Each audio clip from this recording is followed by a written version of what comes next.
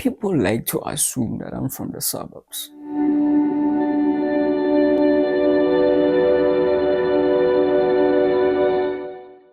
I used to stay in a shack, man. That was embarrassing as fuck. Now, I'm about to touch on greatness and poverty, how they correlate. So, in the in between, I'll tell the story that I was about to tell in the beginning, but I'll tell it, or at least I'm teaching, right? So, I hope you have some notepad, you have some piece of paper. Take notes. Take notes, youngsters. Stupid people don't see the value of knowledge. They don't understand why it's valuable to accumulate knowledge. A fool doesn't understand why wisdom is supreme. You don't want to be one of those people who are just being entertained while their lives are being destroyed, their families are being wiped from the face of the earth without any metric of success, or without even feeling remorseful or any guilt from the potential that they possess, but they don't even bring it to existence. You don't want to be one of those. So when you watch these videos, make sure you pay attention, you take notes, and you apply the knowledge. The most important part, you apply what you've learned. I'm spending my time, and I'm mostly sharing the things that are embarrassing about myself, which most people on the internet are not willing to do. They just want to show you the shiny part. They don't want to show you the dirty part, or the dirty drawers, or the embarrassing things about themselves. They are not willing to share that. They can only share their successes without showing you the grind. Most people, I'm not saying all, most people are not willing to expose themselves to the level that I'm about to. So there's some level of greatness that you can only reach unless you've been poor, unless you've been from the bottom of the bottom where the floor starts. The overwhelming majority of great people, they come from struggles, they come from poverty. That's what propels you. Poverty lights fire in you. It gives you that energy. Like, you cannot just conjure this energy up. The energy that I'm talking about, and the tenacity and the spirit that comes from poverty, from like being embarrassed, like wanting to change things, watching your mother struggle. Those things are things that you cannot fake. It's damn near impossible to be great without struggles. It's damn near impossible to become one of the best. I'm from the ghetto. People like to look at me and they assume, oh, he's from the suburbs. Now, right now, I stay in a nice place, which is, whatever. I'm renting, I'm not owning, but I have a piece of land, right? I'm not gonna tell you everything about me, but I have a piece of land that I own, but I used to stay in a shack.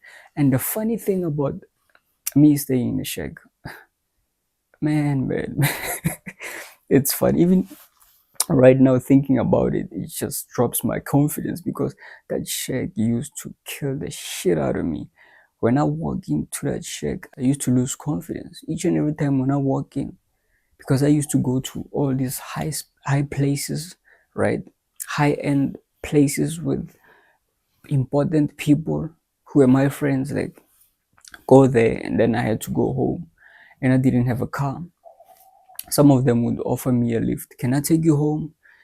And thinking about, you're gonna take me home, and it's late. I can, like, it's either I'm going to Uber home, or I'm going to accept that lift. And thinking about it, like, oh, bruv, this is a high-end place with high-end people, important people, and now they have to take me home to that shack. That used to be embarrassing. It's fucking embarrassing. And I'm staying with my mom's at age 25. Now, some of you, I know it's not embarrassing for you, thinking like, oh, whatever, you save your money, you stay with your mom. That wasn't in me. Like, in me, I'm not built like that. That used to kill me each and every time when I walk in there. And call it pride, call it arrogance, call it whatever, call it being ungrateful. But this is my story. I didn't enjoy staying in a shack because I wasn't born in a fucking shack. Uh, It killed me each and every time when I look at that shit. Each and every time when I look at that shit, I remember one time there was this lady a girl, right? A nice, beautiful girl who was selling insurance. She was working in sales. So she came by. I was home alone at the moment. selling some insurance, whatever, whatever. And we made a connection. She was interested in me. She wasn't staying in my area, in the wood, in the ghetto, right? She wasn't staying there. So, like I said, we made some connection. She came into the shack, not a house. She came into the shack. We sat down, offered her some drink, whatever. We spoke, and I didn't have the game that I have, but I tried my things, my little moves, whatever, to just how boys things, right? To get in her pants. That's all was that was the motive at the moment. Just getting her pants so that I can tick on my checklist like I got another baby. Now mind you, like I told you, I'm staying with my moms. But at the moment it's just me and that girl. So we're just enjoying our little time. I'm playing a movie there on my laptop. Cozy, cozy times. It's during the day. So there's a high possibility that anytime my mom can walk in.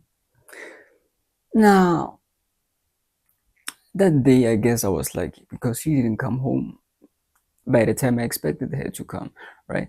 And obviously, this is a shack, bruv. This is a fucking shack. This is not like a room. No, this is a piece of shack, a shitty, shitty fucking place where I stayed with my moms. And here I am. I've got a Betty, right? She's interested in me and I'm moving along. I'm not turning her off. I'm not blabbing my mouth. Like, I'm just doing everything right. I'm making sure I'm securing the bag. So here we are, right? Now I'm starting to progress a little bit, putting my hands on her thigh, things like that. You know how romance works. If you don't know, just comment below. I will make a separate video about that. But with ChatGPT and the Google, you guys have all the information that you need. So anyway, I'm progressing. Now we started kissing. Guess what? The weather started changing. It started raining. Oh man. Oh man. I still kick myself for that day. It started raining. Where she was sitting, it started leaking. All of a sudden now it's leaking. Like there are some places that I know, yeah, this piece of shit, this shack, like here, this place, there's when it rains, it's going to leak here and there and but right on top of her head, she started getting wet. Not the right way. She started getting wet, bruv, but not the right way. I was so pissed, but it's pissed off and embarrassed at the same time. There was nothing that I could do. I just ate it, and she was turned off, obviously.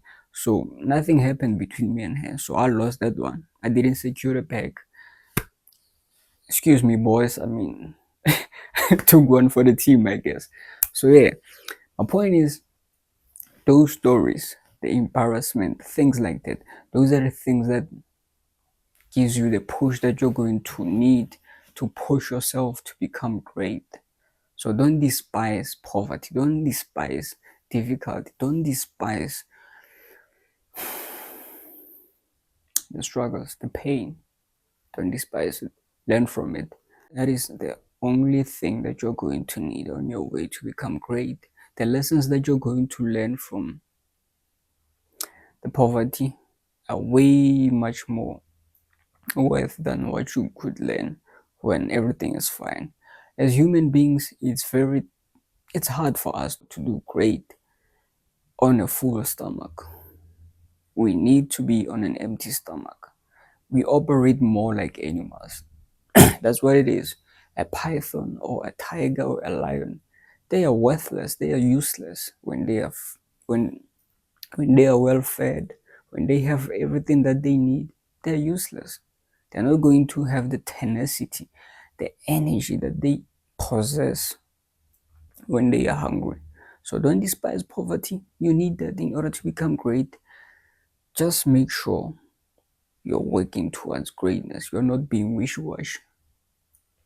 And it takes time. Don't be hard on yourself. It takes time. Don't be fooled by the glitz and glamour, by the shiny things that you see on the internet. Sit back. Just do your part daily. That's all. That's all what it takes. Stay tuned, guys. I'm going to make you all into great motherfuckers. This channel is all about improving the lives of men. propelling you guys towards greatness. I'm pushing y'all as I'm pushing myself, and I'm willing to lead from the front. You see, I got cleaned up, right? Now, I used to have all that ugly hairstyle that I used to have. I used to braid my hair, but it needed to be braided each and every week. I had to change my a new hairstyle each and every week. That's too feminine for me. I had to just get rid of it. And why am I bringing that up? This is the part of the process. You're going to have to transform.